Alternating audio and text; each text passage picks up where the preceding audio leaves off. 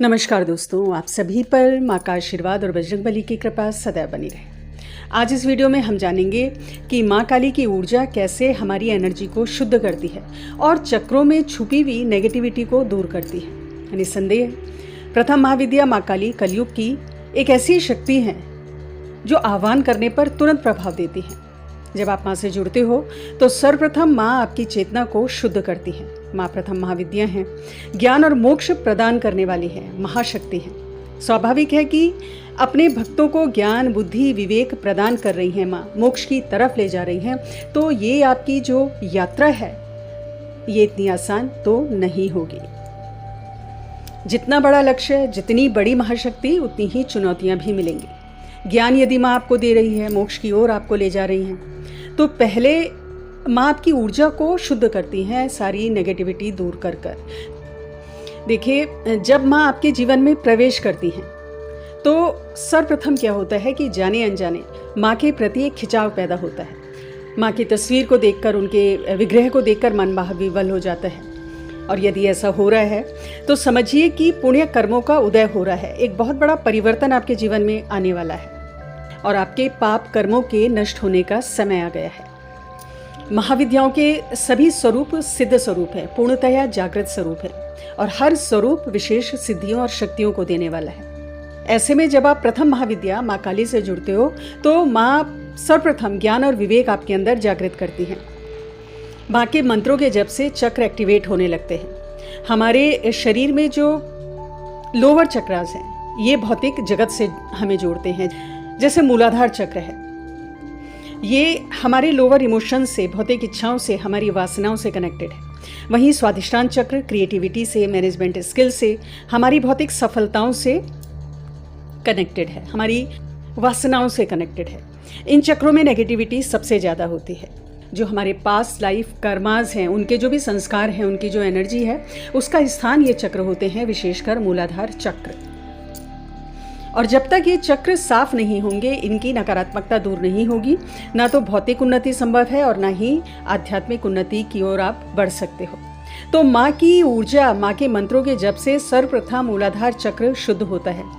परिणाम स्वरूप मूलाधार चक्र के जो पॉजिटिव ट्रेट्स हैं वो डेवलप होने लगते हैं, आपको रिजल्ट मिलने लगता है। देखिए, हर चक्र के कुछ पॉजिटिव और कुछ नेगेटिव ट्रेट्स होते हैं। अब जैसे मूलाधार चक्र है, इसके पॉजिटिव ट्रेट्स क्या हैं कि आपके जीवन में प्रॉस्पेरिटी आएगी, भौतिक सफलता आपको प्राप्त होगी जब ये एक्टिवेट होता है।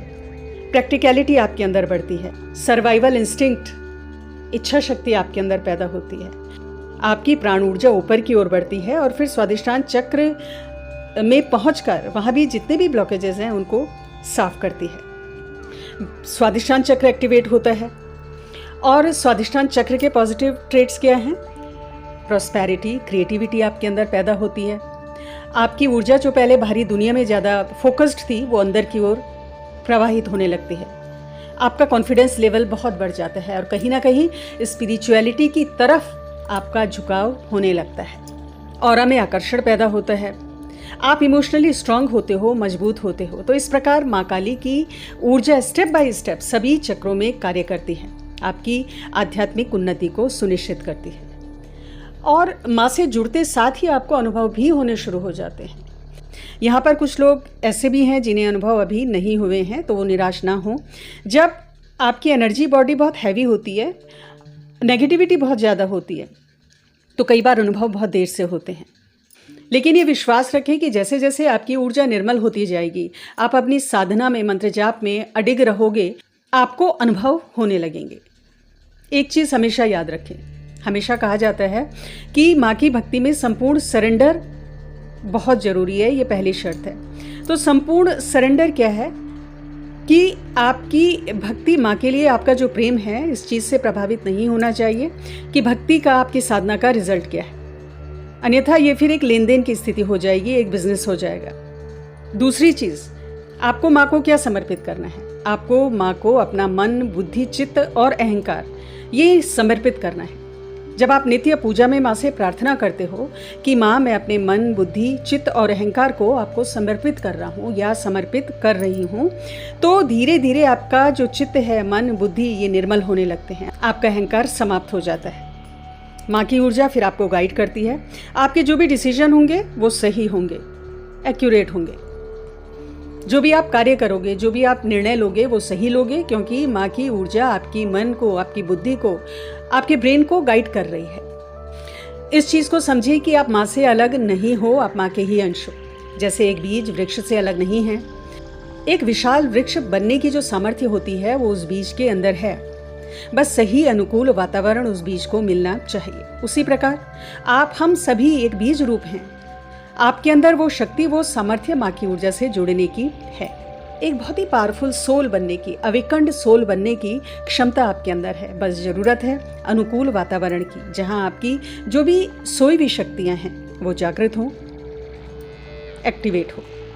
और ये कैसे होगा? नित्य माँ की सेवा में रहना, उनके भाव में रहना, उनका स्मरण चिंतन करना, यही अनुकूल वातावरण है इस बीज के लिए।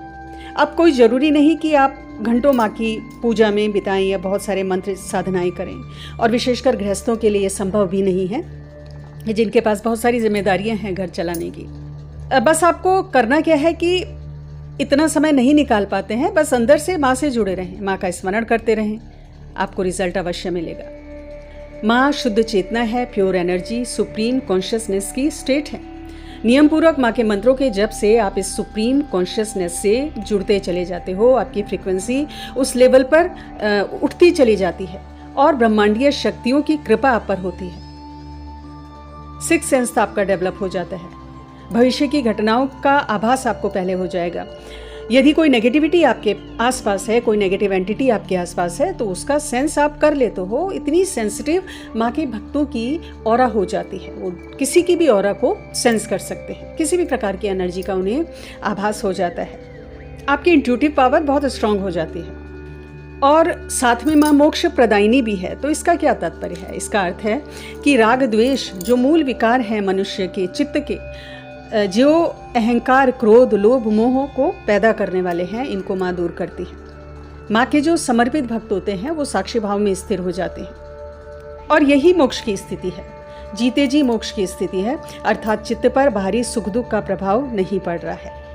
बस एक चीज़ का आपको ध्यान रखना है, जितने भी भक्त हैं, साधक हैं, जैसे जैसे आपका माँ के प्रति जो एक अटैचमेंट है वो बढ़ता जाता है, माँ के मंत्रों का जाप आप अधिक से अधिक करते हो, तो उसी लेवल पर शक्तियाँ आपके अंदर जागृत होती हैं। ऐसे में अवेयरनेस के साथ अपनी जिम्मेदारी को समझते हुए आपको कार्य करना है। अपनी वाणी का प्रयोग आपको बहुत सोच समझ के करना है। कोई भी गलत थॉट, गलत इंटेंशन आपके अंदर पैदा नहीं होनी चाहिए। आपको ध्यान रखना है कि आप एक महाशक्ति से जुड़े हो, तो प्योरिटी का ध्यान आपको रखना चाहिए। अदरवाइज रिजल्ट बहुत विपरीत हो सकते हैं। हो सकता है अभी आपको पता ना चले, सब कुछ लाइफ में बहुत अच्छा चल रहा है, लेकिन आने वाले टाइम में यदि आपकी इंटेंशन गलत है, तो आने वाले समय में चाहे 5 साल बाद, चाहे 10 साल बाद, गलत रिजल्ट्स भी आपके जीवन में आएंगे। इसके जिम्मेदार सिर्फ आप ही होंगे। और नेगेटिविटी यदि बढ़ रही है माँ की पूजा से, क्रोध बढ़ रहा है, क्योंकि शुरुआत में ऐसा होता है, तो पहले भी मैं कह चुकी हूँ, अपने गुरु मंत्र का और इष्ट के मंत्र का आप अधिकतम जप करें, मानसिक जप करें। तो क्योंकि गुरु मंत्र जो होता है वो आपको एक स्टेबिलिटी देता है और आपको एक आधार देता है माँ की ऊर्जा को आत्मसात करने का। तो आज की वीडियो में इतना ही दोस्तों। अगली वीडियो में बहुत जल्द मिलती हूँ। तब तक के लिए अपना ध्यान रखें, स्वस्थ रहें, खुश रहें।